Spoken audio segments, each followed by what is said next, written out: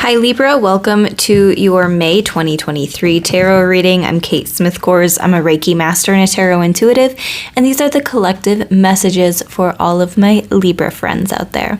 So the overall energy that I want to talk about is this Two of Fire for May. All right, you've come into your own. New partnerships or contracts continue to move forward. So some of you could be entering into some type of new contract. You could be partnering up with somebody for something business related. It could be a new friend coming in, a new relationship. Two of Fire is also the Two of Wands, and this is about planning, okay? So it says continue to move forward, and when it says that, to me, it's talking about do the planning so that when it's time to take the actionable step forward, you're ready to do so. So you're doing the forward movement as far as like the planning, the preparation goes, okay? Throughout the month of May, we're mainly in Mercury retrograde. So this isn't necessarily the best time to sign a contract, but don't let that energy hold you back from doing what feels best and right for your soul.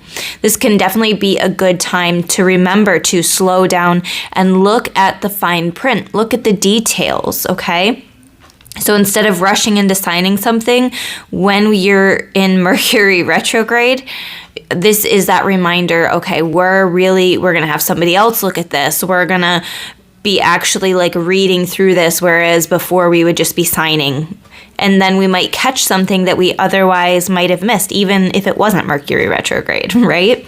Okay, so I wanted to talk about those things. Just as some supporting characters here in this reading, we have the Seven of Wands and the Nine of Wands. Definitely protect yourself at this time.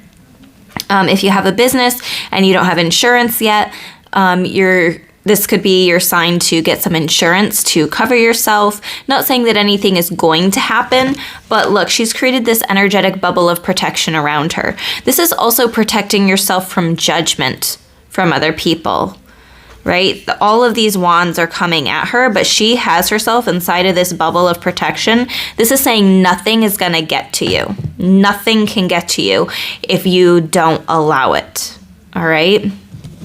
And then with this Nine of Wands, this is another card of feeling protective over what you've created, right? I think that you are moving forward, but you're also proceeding with caution. Like you are doing something. You either are starting a new partnership or a new contract. Maybe you're deciding to get the ball rolling on something, and it's something that feels really good to you, and it doesn't matter what other people are saying. Maybe they're like, oh, you're too, maybe you're worried that people are going to be like, well, you're too old to start your own business, or you're too old to start this new phase of your career or learn this new thing. But that's not true, okay? You're wanting to move forward. You have the fire and the energy to do so. We have those wands energy. 1, 2, 3 wands cards and 4 wands. So you, out of 6 cards, 4 of them are wands. You definitely have the fire and the motivation to start something up, get the ball rolling on something in the month of May. But Spirit is also reminding you that you don't have to rush into it, right? Proceed and do it cautiously and carefully, because if this is something that you are passionate and excited about, we don't want like little stuff that we might miss or skip over to hold us back from fulfilling this part of our life, right? The Three of Wands is in reverse. Upright, this is like take the baby steps forward.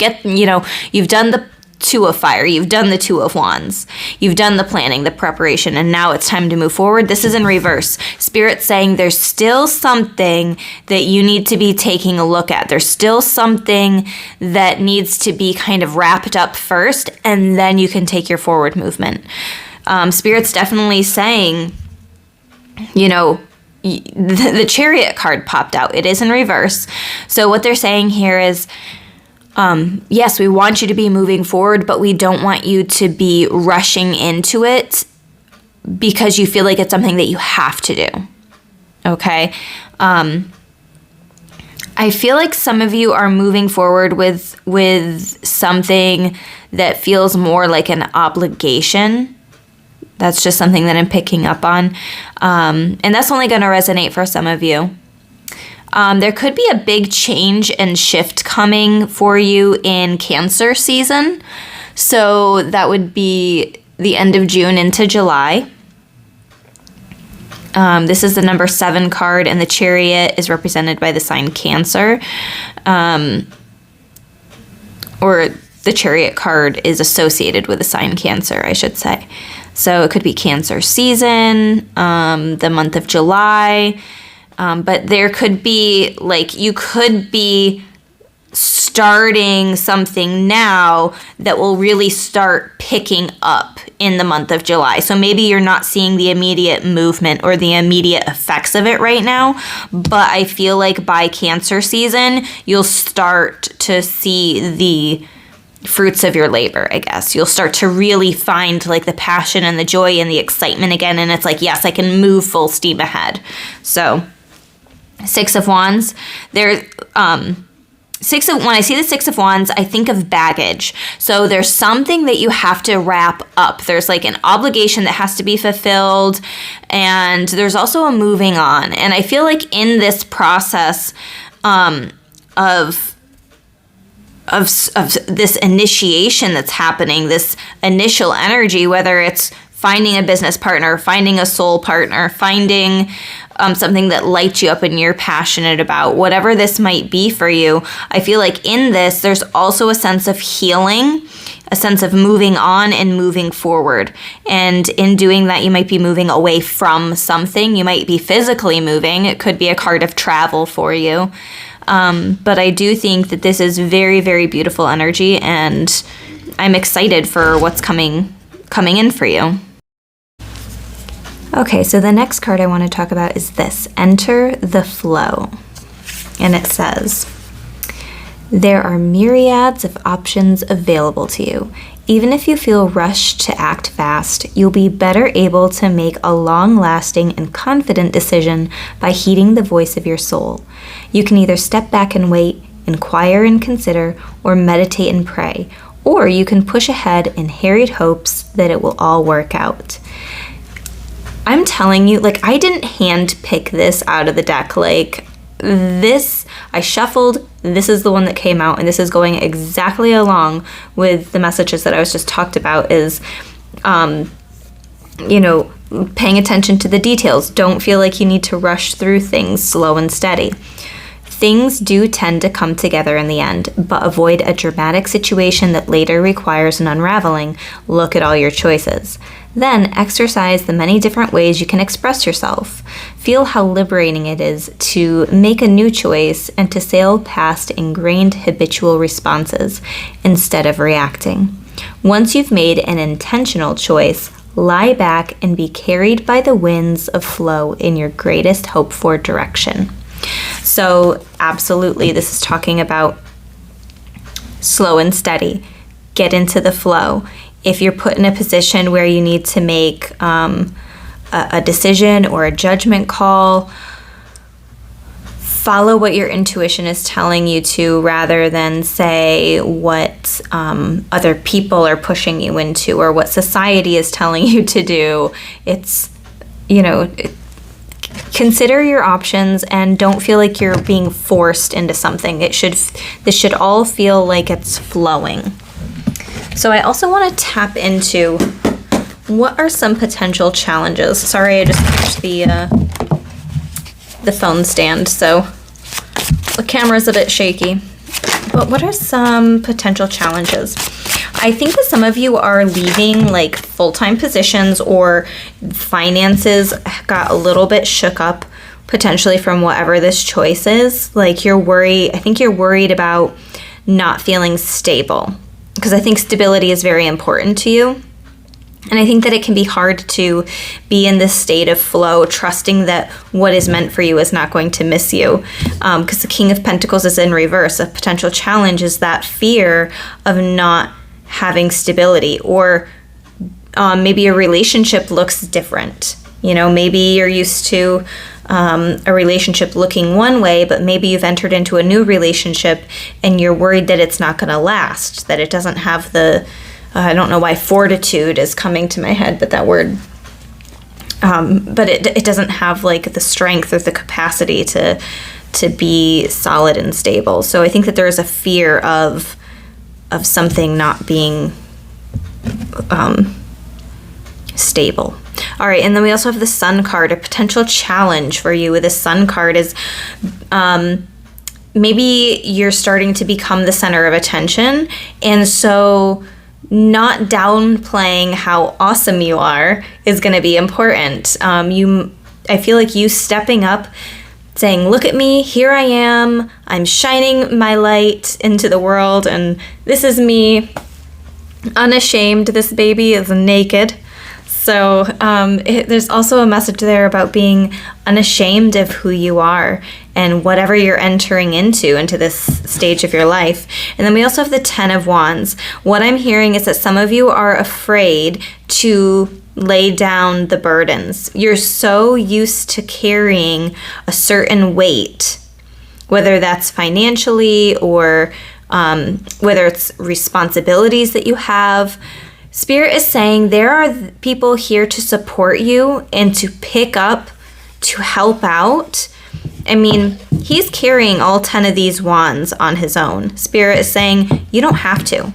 You can ask for help. There is actually going to be a big release in whatever this situation that you're coming into. It's going to be a big release in some way for you, whether that's energetically or you feel like you have a weight off of your shoulders. So let's see what the Rebel deck has to say for you, Libra.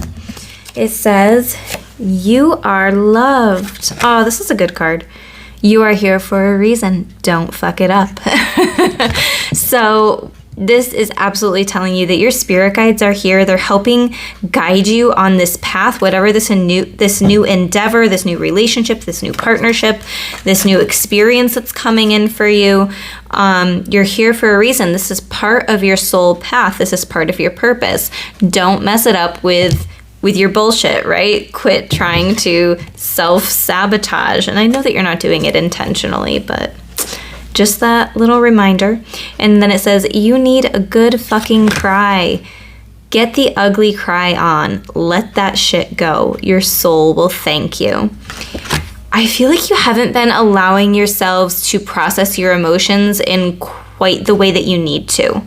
Like, you need a good crying release. And that ugly cry, let it go. Let yourself do it. If you've been holding back, I feel like some of you are really going through a lot of emotions, a big loss, a big change, a big shift, and not keeping those emotions pent up and stored is going to allow you to flow through this process and this change a lot smoother.